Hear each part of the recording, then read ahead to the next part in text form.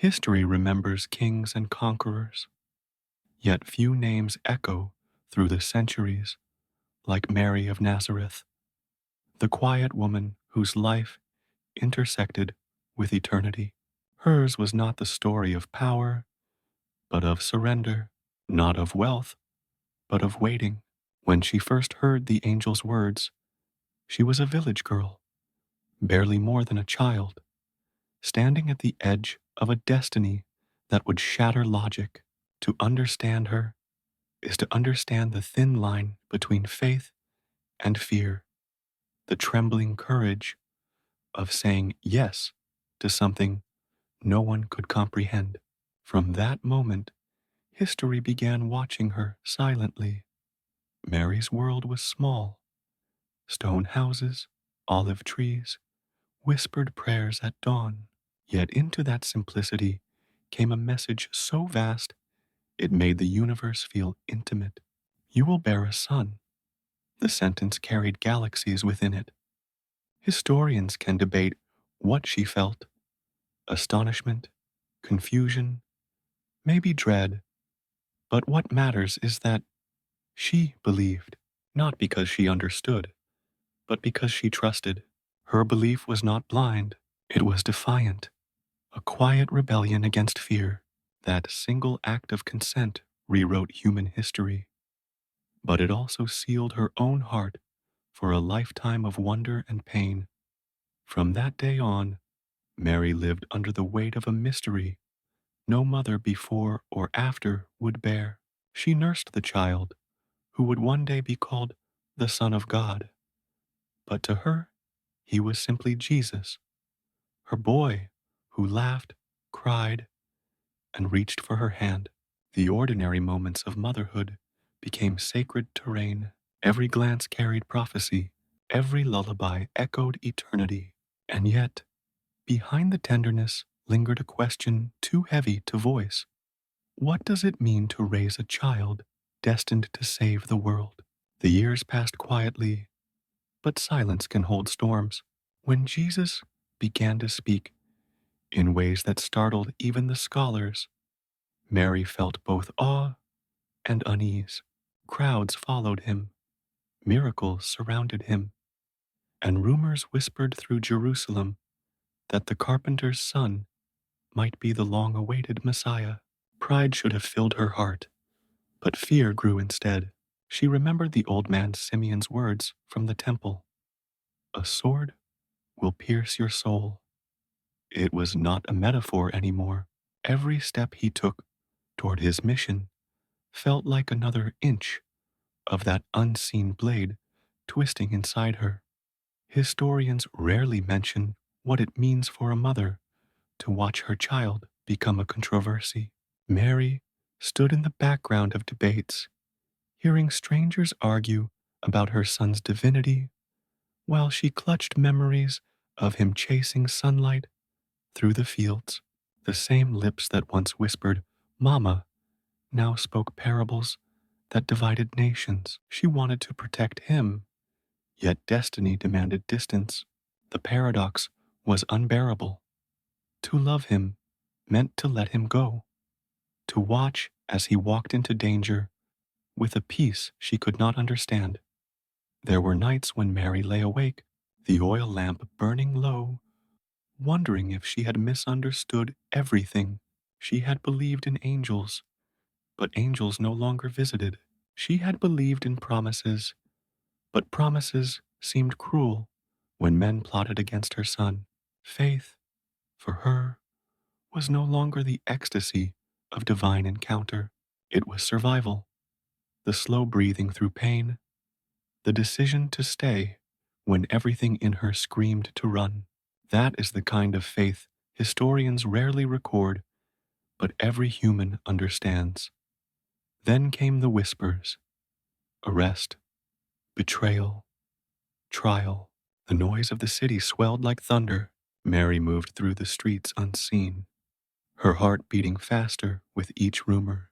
When she finally reached the place called Golgotha, the air itself felt wrong, heavy, electric, trembling with sorrow.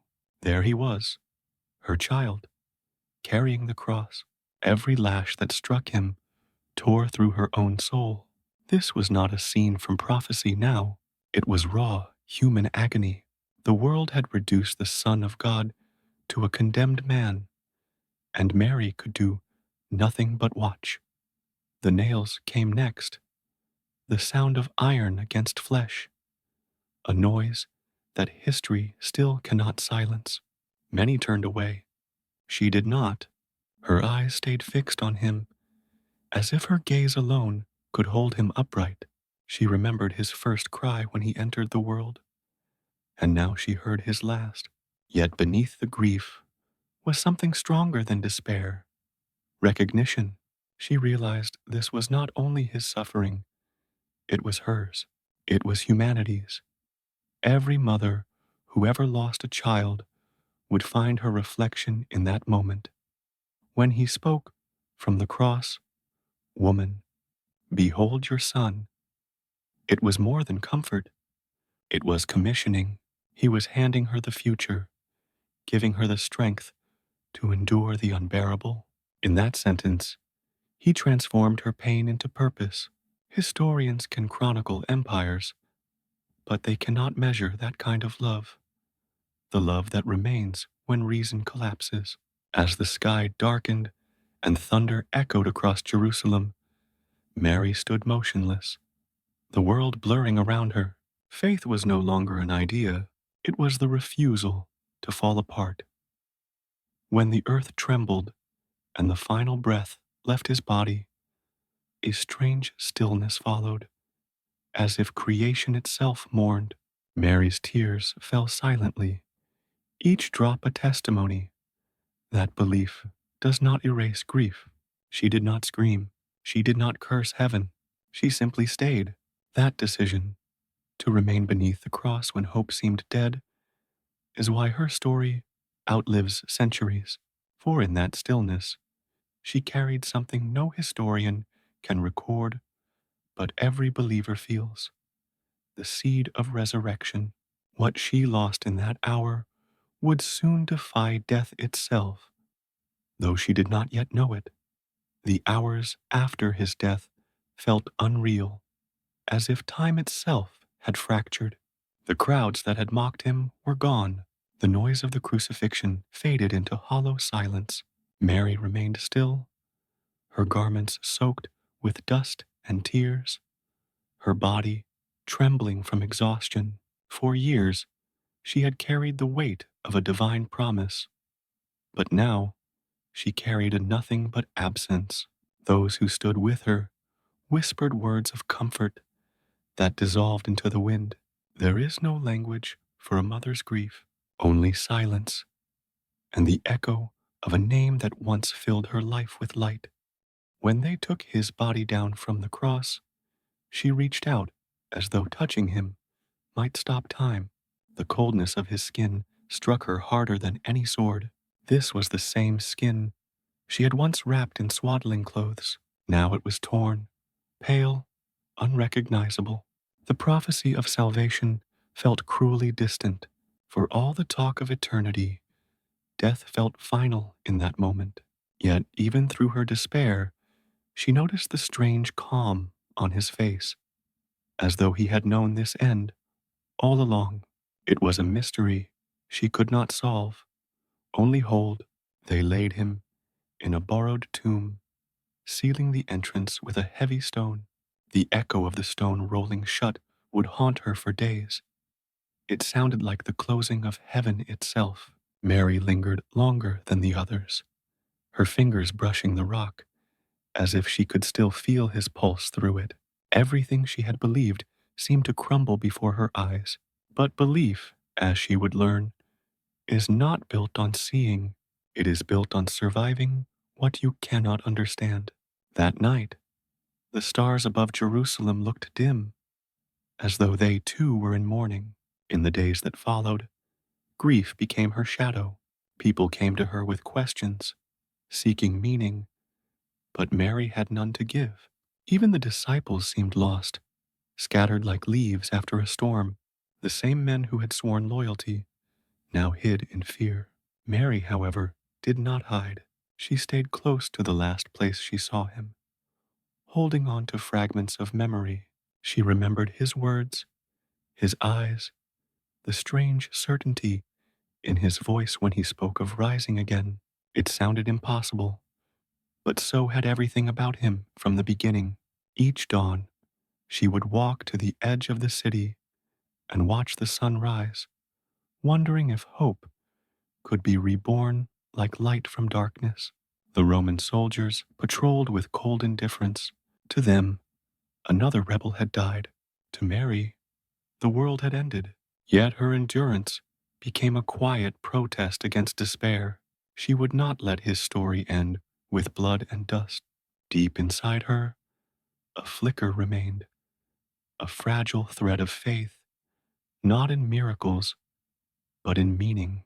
If his life had changed the world, surely his death could not be meaningless. One night, as she lay awake, she thought about the angel who had appeared to her so many years ago. He will be called the Son of the Most High. She had believed those words once, with the innocence of youth. Now she questioned everything. Could she have misunderstood the message? Was the promise symbolic, or was she still waiting for it to unfold? The mind of a mother wrestles not with theology, but with memory. Every flash of his smile, every kindness, every word of forgiveness returned to her, demanding to be understood anew. Then came the third morning, the one history would never forget. Mary went to the tomb with others, not to witness a miracle, but to mourn. She carried spices for burial, not expectations for resurrection. But as they approached, they saw the stone rolled away. At first confusion, then fear. Could grave robbers have taken his body? The world had already stolen so much from her. Was this too to be taken? She stepped forward, trembling, her breath shallow, her mind torn between reason and hope. It was then that she realized the impossible might have happened. The tomb was empty. Only the burial cloths remained, folded neatly, as though death itself had been dismissed with calm precision. The others ran to tell the disciples, but Mary stayed behind. Her tears fell freely, both from grief and bewilderment. Then, through the blur, a voice spoke her name, Mary. She turned, and the world stopped. The one she had buried was standing before her, alive, not as a ghost, not as a memory, but as himself, transformed, yet familiar. She fell to her knees, overwhelmed, unable to speak. The heart that had broken now began to heal. In that moment, history turned. The story that had begun in a stable ended with the defeat of death. But for Mary, it was not a theological victory. It was personal. The son she had lost had returned, proving that her suffering was not meaningless. She had believed when belief made no sense, and that belief was vindicated beyond reason. Yet even then, she did not rush to proclaim herself blessed. Her silence became her strength. The woman who had once said, "Let it be done," now lived to see what done truly meant, the triumph of life over loss. After his ascension, when the disciples gathered in secret, it was Mary who anchored them. Her presence reminded them that faith was not a story of glory, but of endurance. She had seen the worst humanity could do, and yet she still trusted. For her, faith was no longer the absence of doubt. It was the decision to believe despite it. That is why her legacy endures. She was not divine, not untouchable. She was profoundly human, a mother who walked through death and came out believing that love is stronger than any grave. In the months after the resurrection, Mary moved quietly among those who still struggled to understand what had happened. Jerusalem buzzed with rumor and fear. Rome tightened its grip, and the followers of Jesus met in hidden rooms, lit by trembling lamps. Yet, wherever Mary went, peace seemed to follow. She spoke little, but her silence carried authority. People looked to her not as a saint carved in stone, but as living proof that grief could coexist with faith.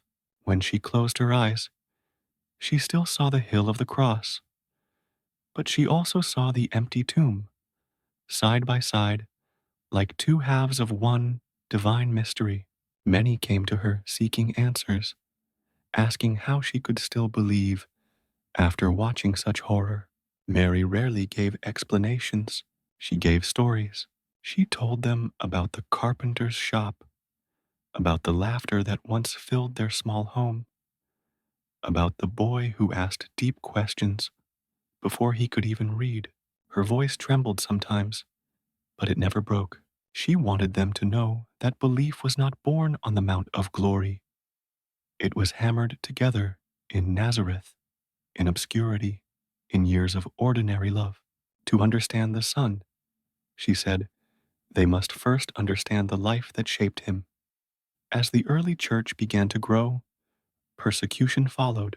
Soldiers searched houses, disciples disappeared. Every new wound in the community reopened the one in her heart. Yet Mary never hid. Some historians imagine her as fragile, but that is a lie comforted by distance. She was steel covered in gentleness. When fear whispered that the movement would die, she reminded them that death had already lost once. Her courage became the quiet engine of faith, the unseen force that kept a terrified group of believers from collapsing under empire and doubt. There were nights when the memories returned too vividly for sleep. She would remember the smell of blood in the air, the mocking voices, the tremor of the ground. Trauma does not vanish with miracles. It lingers like smoke after fire. But Mary had learned to breathe through it. She began to see her suffering not as punishment, but as participation. She had shared in the cost of redemption. That thought did not erase pain. It gave it purpose. Even sorrow, she realized, could be sacred when it was offered rather than resisted. Years passed. The faces of friends grew older. Some were lost to martyrdom. Mary's hair silvered. Her hands trembled. Yet her eyes remained bright with the same quiet defiance she had carried since that first angelic visitation. When young believers visited her, they expected holy proclamations. Instead, she asked about their families, their fears, their daily struggles. She understood that the kingdom her son spoke of was not built by thunder and spectacle, but by love, repeated in small, relentless acts. Her wisdom was simple. Do not look for glory, look for goodness. One evening, as she sat beneath the fading light, Mary thought about how the world had changed. Empires still ruled, poverty still endured, injustice still screamed. But something was different. She realized that the greatest revolution had already happened. Hearts had begun to believe that forgiveness was stronger than vengeance. That was his true victory. She smiled at the irony. Rome had crucified him to silence his message, yet the cross had become the symbol that outlived Rome itself. History, she thought, is full of rulers. Eternity remembers only love. In her final years, she often revisited the memories of her son's childhood, the details fading, but the feelings sharp as ever. She recalled the time he mended a bird's broken wing, the way he listened more than he spoke, the curiosity in his eyes when he looked at the stars. She realized then that his greatness had never been about miracles. It was about attention, his ability to see the divine in what others ignored. That, perhaps, was her legacy too. To notice, to hold, to believe, even when the world turns away.